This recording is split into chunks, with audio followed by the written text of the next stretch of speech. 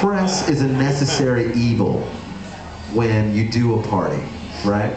You need to get people to talk about it in publications, in the news, and talk about what happens and entice people to come, and listings and all that sort of thing.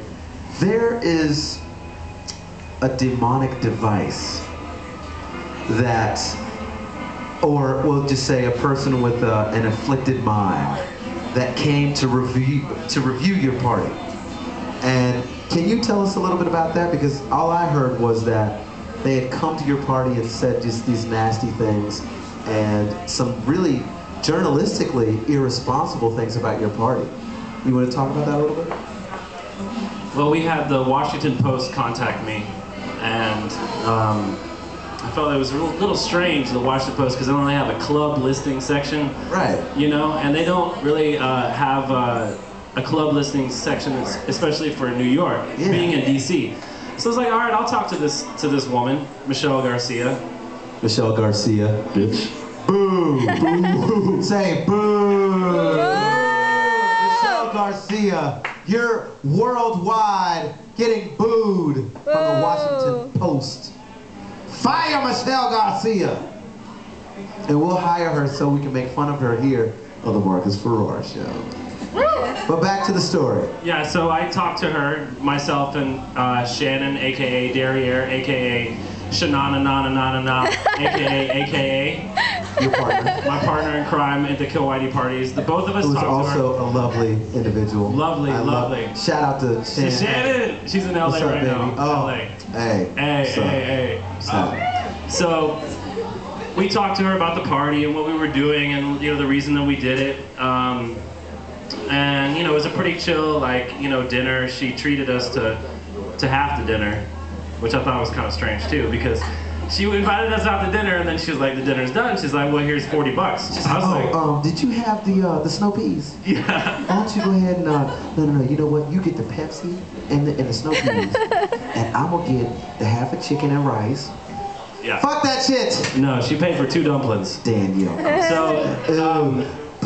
So after this interview, which I felt like went well, like 3 months later, I started getting these emails, and I didn't realize that the piece had ran because she never really kept in touch with me, but the piece ran, and it didn't mention Shannon at all, who happens to be a black female, because it didn't side with, I guess, the Washington Post's story or what they wanted to paint. So basically, she's part of the party, so just left her out. Yeah, completely left her out. She was at the every interview that we ever did. Completely left her out. Mentioned me. Wow. White boy appropriates hip-hop culture in an ironic way. And that's basically the story that they painted, which led to this mass. I was getting death threats from people, but death threats from everybody, because white supremacists don't like to hear white people say Kill Whitie.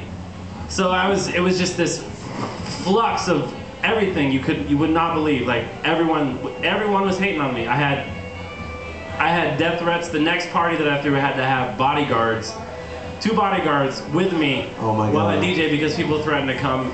And they like doing the booty dance? Yeah. I was like, yeah. Hey, are you watching him? Yes, sir. Yes, we are. Woo, this is hot. But nigga, get a table dance. I'm watching him over there. Hello. They're actually like way too protected. I was like reaching for the needle, and they were like, "What's going on?" All right, it's cool. I'm just trying to change the record. Wow. But it was exciting. The only people who really showed up to protest were this group of like really dykey academic lesbians from like Philadelphia, and they were like, "You are a racist, misogynist asshole, and you deserve to die." Which is really funny when you're saying that to me with Shannon and all my girls, you know. So it was an interesting dynamic, and I just think it proves like how irresponsible press can be, and their agenda is pretty how irresponsible press can be. Moving on. So yeah, I mean, and so that kind of turned into this huge thing. I found myself constantly defending myself and what I was doing, and my intentions were very sincere, and anyone who knew or had ever been to Kill Whitie had always known that it wasn't about that, and it was you know, it was a fun party that brought together lesbians, with Dominicans, with Puerto Ricans, with a lot of people, and there was a lot of love, a lot of sincere love that wasn't there before. So absolutely, it was a really beautiful thing, and I felt like this thing became like a national thing, and it was completely. It's just people hating. It's just people hating. That's all it is. But anyways, but you have too positive. much love in you. Too much love. Stay positive. Exactly. So I just kept doing what I do, and I mean, it's a process. It's a process. It's a process, not a race. But that also helped you and motivated you to really focus on what was important, to go back to what you came here to do, music. And that is to make music. Now, explain to us, having problems over there. Our Jackie, it just might work. Our cameraman Ellis Peters is having problems with the lights over here.